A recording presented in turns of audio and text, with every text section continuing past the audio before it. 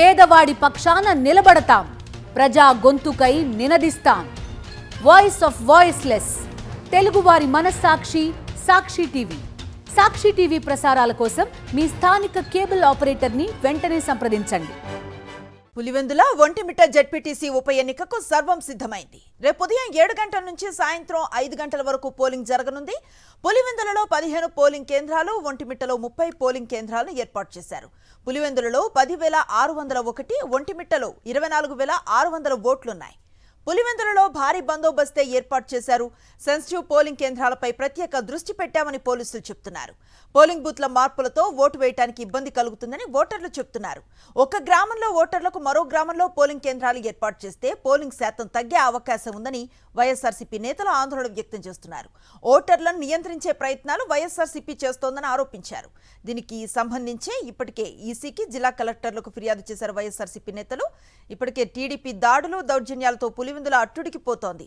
వందలాది మంది వైఎస్ఆర్సీపీ నేతలను, కార్యకర్తలను పోలీసులు అక్రమ అరెస్టు చేశారు. అసలు కేసులు లేని వారిపై, పోలీస్ స్టేషన్ ముఖమే చూడని వారిపై కూడా బైండ్ ఓవర్ కేసులు పెట్టారు.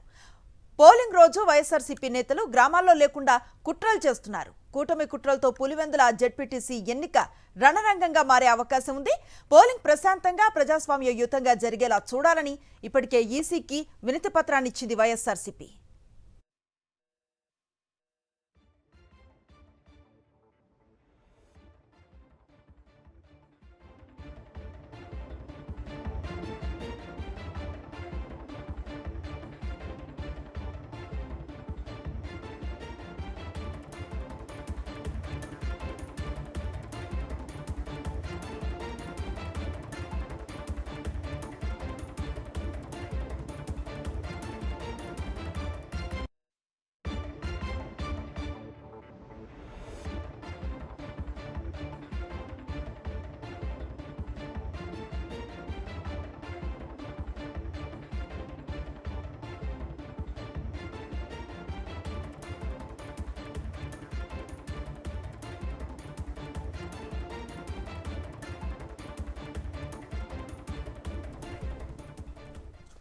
పులివెందుల ఒంటిమిట్ట జెడ్పీటీసీ ఉప ఎన్నికకు సర్వం సిద్ధమైంది. రేపు ఉదయం 7 గంటల నుంచి సాయంత్రం 5 గంటల వరకు పోలింగ్ జరగనుంది.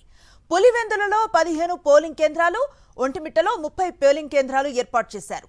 పులివెందులలో 10,601, ఒంటిమిట్టలో 24,600 ఓట్లు ఉన్నాయి. పులివెందులలో భారీ బందోబస్తును ఏర్పాటు చేశారు.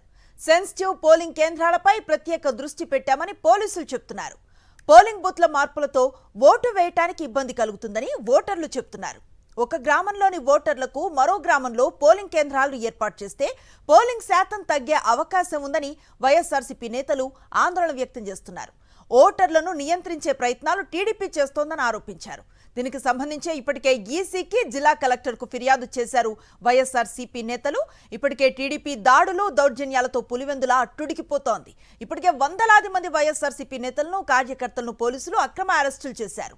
అసలు కేసులు లేని వారిపై, పోలీస్ స్టేషన్ ముఖం చూడని వారిపై కూడా బైండ్ ఓవర్ కేసులు పెట్టారు. పోలింగ్ రోజు వైఎస్ఆర్సీపీ నేతలు గ్రామాల్లో లేకుండా కుట్రలు చేస్తున్నారు. కూటమి కుట్రలతో పులివెందుల జెడ్పీటీసీ ఎన్నిక రణరంగంగా మారే అవకాశం ఉంది. పోలింగ్ ప్రశాంతంగా, ప్రజాస్వామ్యయుతంగా జరిగేలా చూడాలని ఇప్పటికే ఈసీకి వినతి పత్రాన్ని ఇచ్చింది వైఎస్ఆర్సీపీ.